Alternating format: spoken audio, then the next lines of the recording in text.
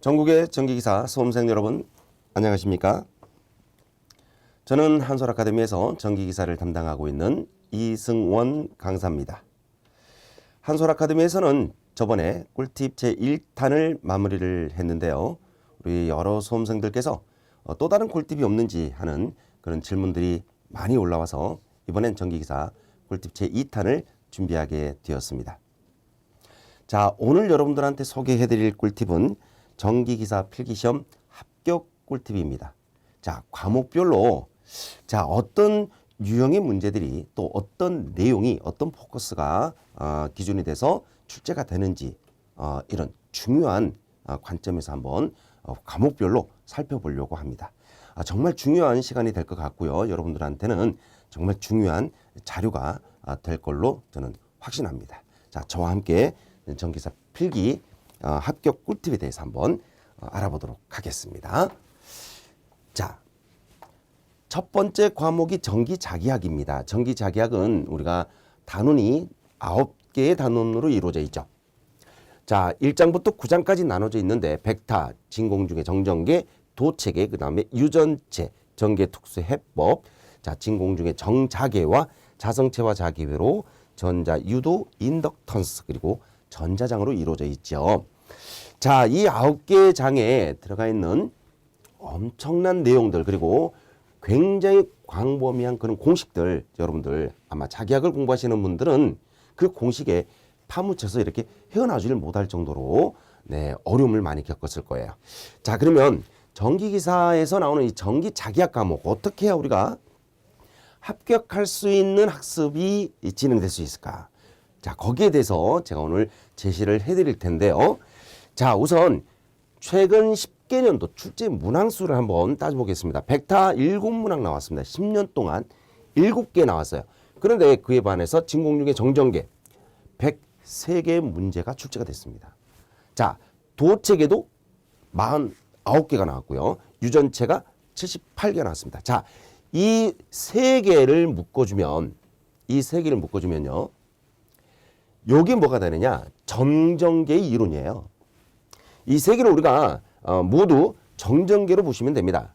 다만 우리가 두 번째, 세 번째는 진공중의 정전계고요. 네 번째 나온 건 유전체 중의 정전계입니다. 그래서 이 세 개를 묶어서 우리가 그냥 정전계다라고 생각을 하시면 되는 거예요. 그러다 보니까 겹치는 내용들도 상당히 많습니다. 자, 그러면 이 정전계 파트만 우리가 전체 문항수가 몇 문항에 출제가 됐냐면 230문항에 출제가 됐고요. 자, 프로테이지로는 38%의 출제율을 보이고 있습니다. 정말 대단한 거예요. 그죠? 네. 자, 38%라면은 평균 8문항 정도 되는 거예요. 자, 이거 버리고 가면 안 되죠. 그죠? 네. 자, 그러면 여기서 우리가 어떤 내용들을 중점적으로 봐야 되느냐. 우선 진공중계 정전계에서 꼭 봐야 되는 게 전개이색입니다. 전개이색이. 자, 그런데요.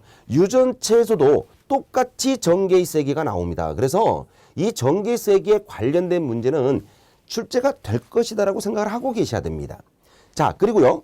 3장에 나오는 진공중계 도체계에서 정전 용량이라는 게 나오죠. 정전 용량이 유전체 내에서도 정전 용량이 그대로 나옵니다.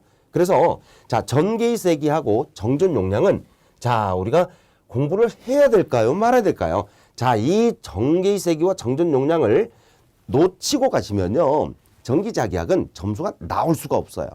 자, 그래서 우선 첫 번째로 전개이세기와 정전 용량은 제일 우선에 두고 공부를 해야 된다라고 생각을 하셔야 되겠습니다. 자, 그리고요. 정전계에서 전위와 관련된 내용입니다. 자, 우선 전개이세기하고 전위는요. 하나로 묶어서 공부를 하셔야 돼요. 자, 전개이세기 우리가 점전화로 이루어져 있을 때, 구도체로 이루어져 있을 때, 또는 직선도체일 때, 그다음 원통도체, 동심, 구나 동심, 원통. 굉장히 여러 가지 어떤 도체의 형태에 따라서 전개이세기 표현이 달라지지 않습니까? 근데 이 전개이세기를 알게 되면 전위도 우리가 쉽게 받아들일 수가 있어요. 그래서 전개이세기 다음에 전위를 우리가 꼭 보고 넘어가셔야 된다는 거 절대 잊어버리시면 안 됩니다. 자, 그리고요. 우리 전기력선의 성질, 이거 출제 순위 굉장히 높은 거 알고 계시죠? 자, 전기력선의 성질. 자, 전기력선의 방정식은 여러분들이 풀어내는 과정이 어려우니까 전기력선의 성질은 그냥 암기하는 거예요. 그래서 암기를 해서 준비를 해두도록 해주시길 바랍니다. 전기력선의 성질과 도체의 성질이 아주 비슷합니다. 그래서 전기력선의 성질과 도체의 성질을 같이 묶어서 공부를 해주시면 좋겠고요. 자, 콘덴사의 직병렬 여러분들이 이거는요 꼭 자기학뿐만 아니고 회로에서도 우리가 적용을 하는 부분이니까 이건 여러분들 공통으로 그냥 생각을 해주시면 될 것 같습니다. 자, 그리고요 우리 유전체 왔을 때 유전체 내 궁극의 세기에 관련된 거 하고요 경계 조건입니다. 자, 이 경계 조건 꼭 보고 가셔야 될 내용이죠. 자, 그러면 우리가 지금 정전계 편에서 꼭 우리가 공부를 해야 될 게 어디냐? 전개의 세기, 전위, 정전 용량, 그 다음에 전기력선의 성질과 도체의 성질, 분극의 세기와 유전체 내 경계 조건만큼은 여러분들이 꼭 정리를 하고 가셔야 된다는 겁니다. 자, 이 정도만 하셔도 여러분들이 우선 내문항은 확보할 수 있다는 거 꼭 명심하시길 바라고요. 자, 그 다음에 정자계 편으로 가볼게요. 자, 정자계 편은 6장부터인데요. 자, 정자계, 자성체, 자기회로, 전자유도, 인덕턴스 이게 전부 다 자기하고 관련된 그런 내용입니다. 그래서 이걸 묶어주면은 전체 문항수가 245문항이고요. 프로테이지로는 약 40%를 포함하고 있는 내용입니다. 자, 우리가 정전계를 공부할 때 전개의 세기를 공부한 것처럼 정자계에서 자기의 세기를 공부해야 된다는 것 정말 당연한 얘기거든요. 자기의 세기. 자, 첫 번째로 돼야 됩니다. 자, 그리고 플레밍의 법칙과 평행도선의 작용력. 자, 이거 굉장히 출제 잘 되는 내용이에요. 자, 플레밍의 법칙 1법. 자, 오른손과 왼손의 법칙 두 가지 법칙이 있습니다. 평행도선 사이의 작용은 10. 요거 기억하시고요. 그 다음에 자성체 요거 꼭 준비를 해주시길 바랍니다. 자성체. 자, 우리가 유전체 내 경계 조건이 있다면 자성체 내 경계 조건이 있는데 자, 이 내용과 여기 유전체 내 경계 조건이 똑같습니다. 그래서 공부를 해보시면 유전체 내 경계 조건, 자성체 내 경계 조건 같이 학습을 하셔도 괜찮을 것 같아요. 같은 내용으로 이루어져 있어요. 자, 그 다음 이제 자기회로 내의 오묘 법칙. 자, 우리가 전기에서도 우리가 이제 전기회로에서도 오묘 법칙을 배우는데 자기회로에서도 오묘 법칙을 적용하는 경우가 있어요. 이 오묘 법칙에 대해서 한번 살펴보시고 자, 우리가 유전체에서 분극의 세기를 공부했잖아요. 근데 그 내용과 똑같은 게 자성체 내에서 자화의 세기하고 내용이 똑같습니다. 그래서 분극의 세기와 자화의 세기를 같이 묶어서 공부를 하시면 굉장히 도움이 많이 될 것이다. 자, 그리고 나서 우리가 전자유도 법칙 세 가지 법칙이 있다는 거 알고 계시죠? 그리고 자기 인덕턴스하고 상호 인덕턴스에 관련된 내용. 자, 이건 굉장히 중요한 내용입니다. 왜냐하면 출제가 너무너무 잘 돼요. 꼭 기억하셔야 되겠고요. 자, 그러면 요 정도만 하셔도 여러분들이 지금 전체 78%의 프로테이지를 확보할 수가 있어요. 자, 문항수는 굉장히 많은 문항이죠. 70% 정도만 내더라도 우리가 14문항 아닙니까? 자, 그런데 우리가 다 맞출 수는 없고 자기하기 목표 점수는 10개 내지 12개이기 때문에 그 정도에 맞춰서 공부를 하시면 된다는 거 알려드리고 싶습니다. 자, 그리고 나머지를 여러분들이 이제 보신다면요. 나머지를 보신다면 전개의 특수해법. 자, 우리가 문항수로 46개 문항이 나왔는데 실제로 이 전개 특수해법에서는요. 전기 영상법에 관련된 문제가 거의 출제가 된다고 보시면 돼요. 전기 영상법에 관련된 문제가 출제가 될 것이다. 자, 나머지도 우리가 출제가 안 되는 건 아니지만 이 중에서도 전기 영상법만큼은 꼭 보고 가야 된다라는 얘기입니다. 자, 그리고 9장에 전자장 있죠. 전자장. 전자장에서 맥스웰 방정식 4가지 유형 이거 반드시 보고 가셔야 돼요. 변이전류와 변이전류 밀도에 관련된 내용, 변이전류 밀도, 특히 변이전류 밀도가 무엇이냐라는 거 물어보는 문제 잘 나옵니다. 그 다음에 전자파의 특성에 관련된 문제죠. 자, 우리 전자장 이론은요, 한두 문제가 꼭 나와요. 자, 맥스웰 방정식이 굉장히 잘 나온다는 거 알고 계실 겁니다. 자, 변이전류와 관련된 문제도 잘 나오죠. 그래서 한 요 정도 여러분들이 내용은 반드시 알고 가셔야 됩니다. 맥스웰 방정식, 변이전류와 관련된 거, 전자파 이론에 관련된 거. 자, 그래서 우리가 벡터 이론은 여러분들 벡터 이론은 출제 문항수도 적고요. 공부하기는 되게 힘들어요. 어렵습니다. 그래서 자, 시간이 우리가 허락된다면 보셔야 되겠지만 벡터는 우선 건너뛰고요. 자, 나머지 2, 3, 4장 중요하게 생각하시고 그 다음에 전개특수법에서는 영상법 정도는 보고 가자. 그리고 정자개편에서 자 6, 7, 8장 중요하게 보시고요. 전자장 내용은 맥스웰 방정식과 변이전류 전자파에 대한 내용을 학습하는 걸로 준비하시면 자 전기자격에서 좋은 점수를 취득할 수 있게 됩니다. 자, 전기기사 필기시험 합격 꿀팁. 자, 두 번째 과목 전력공학입니다. 자, 우리 전력공학은 전체 12장으로 구성이 되어 있습니다. 자, 원래는 3개 파트로 나눠져 있고요. 송전, 그 다음에 배전, 그 다음에 발전입니다. 그런데 이 12장에 관련된 내용 중에서 자, 출제가 어디에서 많이 나오고 있는지 한번 살펴보도록 하겠습니다. 송전설로 자, 10개년 동안 출제가 된 문항수가 총 52문항입니다. 그런데 보세요. 선로정수 및 코로나, 송전선로 특성값 계산 어떻습니까? 갑자기 출제가 많이 되고 있네요. 그죠? 자, 104문제와 71문항 이거 합치면 175문항이고요. 프로테이지로 따져보면 이게 약 30% 정도가 됩니다.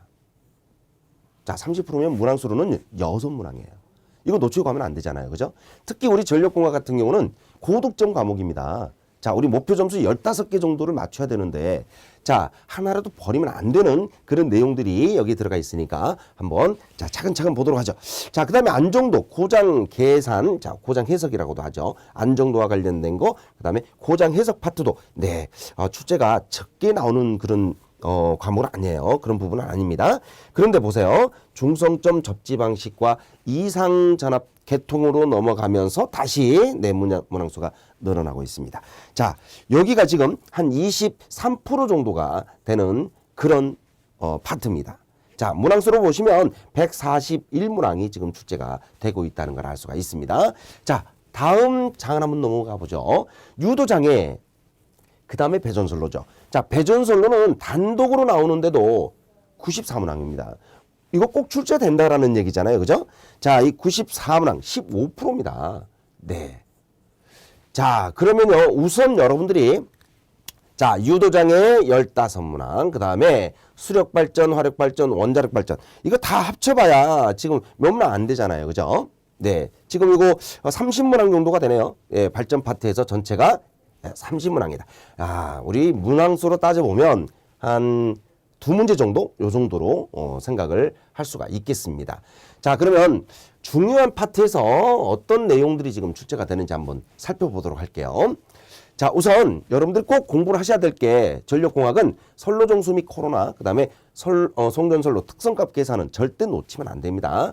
자, 선로정수 코로나에서 나오는 내용이 뭐가 있습니까? 선로정수 RCG에 대한 특성에 대해서 나오죠. 작용 인덕턴스, 작용 정전 용량 이거 안 나올 데 없죠. 거의 출제됩니다. 자, 등가성간거리를 이용해가지고 작용 인덕턴스, 작용 전종 용량을 구하는 경우도 있어요. 그래서 등가성간거리는 이건 꼭 알고 가셔야 이 앞에 있는 내용을 계산할 수가 있는 거예요. 자, 코로나와 복도체 이거 어마어마하게 중요합니다. 그렇죠? 자, 코로나 복도체는 여러분들이 꼭 보고 가셔야 되고요. 작용 인덕턴스, 작용 정전 용량에 대한 내용도 꼭 알고 가셔야 됩니다. 자, 그 이하의 연가, 충전전류, 지선 이런 내용들도 있고요. 자, 성전선로 특성값 계산을 보겠습니다. 자, 여기는 계산 문제가 많이 나와요. 자, 무엇이 나오느냐? 전압강하, 전압강하율. 자, 이거 여러분들 별표하셔야 돼요. 전압변동률. 자, 전압강하율과 전압변동률은 여러분 구별해서 기억을 하셔야 되겠죠. 전력 손실에 관련된 거. 자, 여기까지가 우선 계산 문제로 또는 계산식에 관련된 어떤 그 말풀이 문제가 출제가 굉장히 잘 되는 내용입니다. 자, 여기까지는 여러분들이 놓치면 절대로 안 됩니다. 전압강하, 전압강하율, 전압변동률, 전력 손실과 관련된 거, 전압과의 어떤 관계식, 역률과의 관계식 이런 것들을 모두 정리를 해 두셔야 됩니다. 자, 4단자 정수는 여러분들이 회로 이론에서 배우는 내용입니다. 회로 이론에서 여러분들이 4단자 정수 구하는 방법을 배우고 오시면 전력에서는 아주 쉽게 풀어낼 수가 있을 거예요. 자, 우리가 보통 4단자 정수는 중거리 송전선로 풀 때 쓰는 거고요. 장거리 송전선로는 분포 정수회로로 쓰죠. 자, 그런데 여기에 대한 내용은 여러분들이 자, 이 앞에 있는 내용보다는 조금 더 중요도가 떨어지니까 우선 앞에 있는 내용을 집중적으로 공부를 하셔야 될 것 같다. 자, 그리고요. 송전전압과 송전 용량을 결정하는 요 공식은 굉장히 중요합니다. 송전전압 결정식, 송전 용량 결정식에 관련된 거 필히 알고 가셔야 됩니다. 자, 그 다음에 안정도 고장 해석 파트 잠깐 넘어가도록 하죠. 중성점 접지 방식과 이상전압 요건 놓치고 가시면 안 돼요. 100% 출제가 되는 파트입니다. 자, 우선 중성점 접지 방식에서는요 4가지 접지 방식이 있어요. 비접지, 직접 접지, 소리액타, 그 다음에 저항 접지 있죠. 그래서 이 직접 접지하고 소리액타 접지 요 2가지가 서로 비교되는 내용으로 출제가 잘 되고 있다라는 거. 자, 비접지 방식의 특징도 자 참고로 알고 가셔야 됩니다. 저항 접지는 잘 안 나오니까 우선 넘어가도록 하죠. 자, 그래서 이 중성점 접지 방식에서는 접지 방식에 대한 특징을 꼭 정리를 하고 가셔야 됩니다. 이거 100% 출제됩니다. 꼭 보고 가셔야 돼요. 자, 이 6장에서는 보통 2.5문항 정도가 출제가 되는 건데 지금 여기서 이 내용은 꼭 한두 문제가 출제가 된다는 거 여러분들 명심해 주시기 바랍니다. 자, 이상전압은요 우선 여기서 자, 잘 나오는 게 뭐예요? 피레기의 특성과 차단기와 관련된 거 달록이 굉장히 출제 잘 됐죠.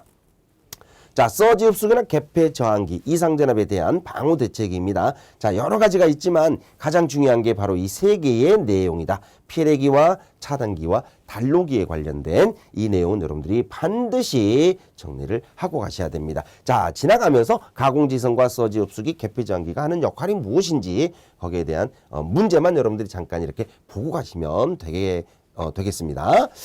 자, 그 다음 장으로 가보시면요. 이제 배전솔로에서 자, 나오는 게 뭐가 있습니까? 자, 부하율, 수용률, 부등률에 관련된 거. 이거 출제되죠? 100% 출제율입니다. 자, 그리고 나서 이제 변압기 용량을 결정하는 방법. 자, 수용률과 부등률을 이용해서 변압기 용량을 결정하는 방법에 대해서 내용이 나올 거고요. 보호계전기 종류. 네.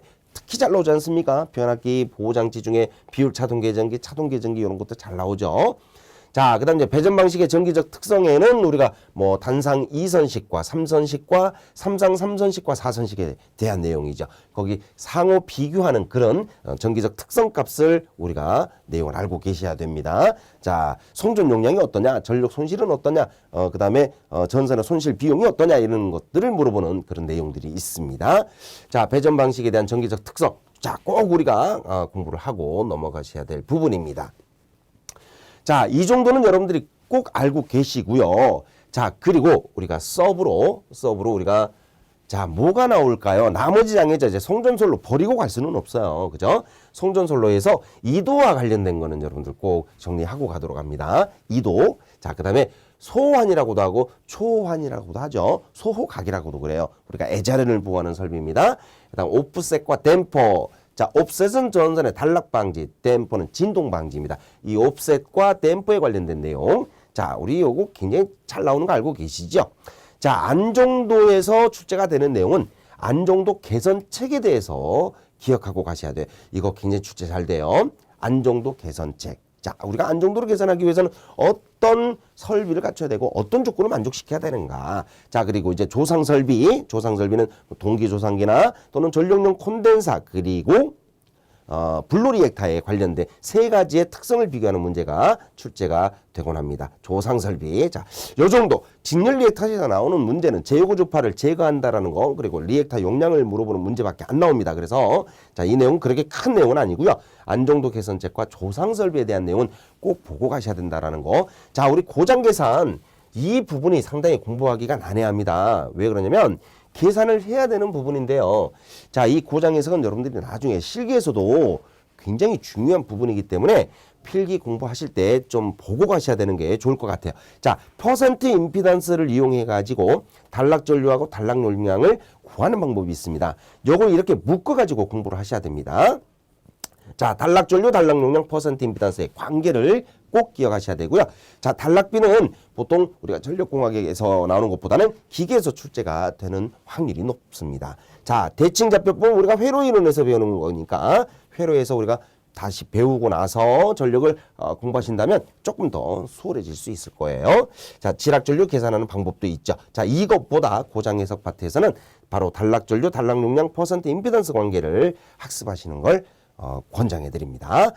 자, 지금 우리가 전력공학에서 어떤 파트가 출제가 되고 있고 또 어떤 내용이 출제가 되는지 지금 한눈에 보이고 있죠. 자, 내용 잘 정리해 두시고요.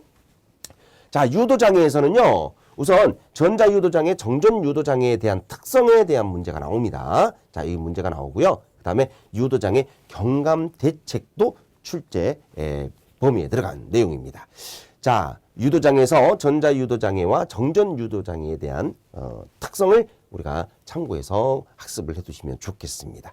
자, 그리고 이제 나머지는 수력발전, 화력발전, 원자력발전인데 이 발전 파트도 여러분들 내용이 너무 광범위해요. 그렇죠? 그래서 시간이 되시면 요 정도의 내용은 보고 가시는 게 좋겠다 해서 메모를 해놨습니다. 지금 잠깐 살펴보면은 자, 수력에서는 양수식 발전소, 유황곡선과 적산유량 곡선에 대한 거죠. 흡출관과 제수문의 용도를 물어보는 문제, 캐피테이션 현상에 관련된 문제들 이런 것들이 잘 나오고요. 화력발전에서는 이제 열 사이클의 종류, 그 다음에 특징에 대한 문제가 나오고 있습니다. 나머지는 뭐 건너뛰어도 될 것 같고, 원자력발전소 그러면 원자력발전소의 종류가 있습니다. 그 다음에 그 종류에 대한 특징, 냉각제, 제어제, 감속제에 대한 어떤 성질을 물어보는 문제가 출제가 되고 있다는 거 참고로 알고 계시면 좋겠습니다. 자, 전력공학 우리 다시 한 번만 조금 미련이 남아서 다시 한 번만 보고 넘어가도록 하죠. 자, 2장 선로정수 코로나 송전선로 특성값 계산 요거 중요하니까 꼭 학습해야 되는 부분이고요.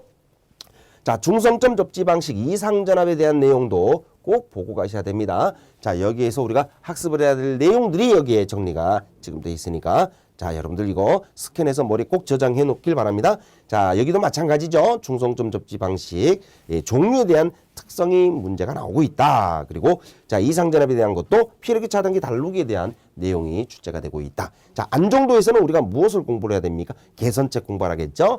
고장 해석할 때는 단락전류 용량과 퍼센트 임피던스 관계를 학습하라겠습니다. 자, 그리고 유도장애는 전자유도장애, 정전유도장애에 관련된 내용, 특성을 준비를 하시고요. 배전선로 중요하죠.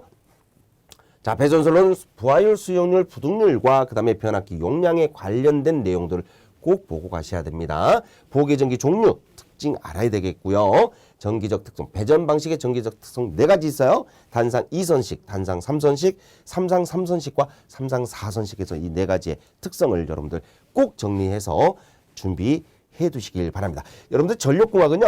계산 문제보다 말로 설명되는 문제가 잘 나옵니다. 계산 문제 많이 나와봐야 8문제 안 넘어갑니다. 보통 4문제, 5문제 정도밖에 안 나와요.